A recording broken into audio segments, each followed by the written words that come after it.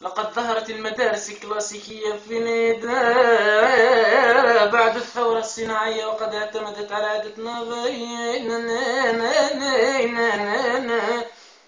منها ما يلي نظرية الإدارة العلمية التي تعتمد على استخدام الأسلوب العلمي لاتحاد القرارات، وكذلك النظرية البيروقراطية الشنوية التي تقوم على التدرج المرجعي للسلطة وتقسيم العمل على أساس التخصص. وهناك نظرية المبادئ الإدارية حيث تسعى إلى الوصول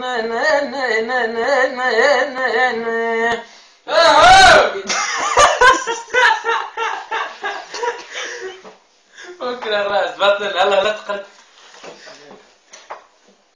لا ما نقولوش يا سيدي بطل ماش نقال. المدرسة الكلاسيكية إلا بدو نعاودو فيها. السلام عليكم ورحمة الله وبركاته. معكم الأستاذ عوينة من مدريتش المهم تاع الخبر. هي نشرة الثامنة، التذكير بأهم العناوين.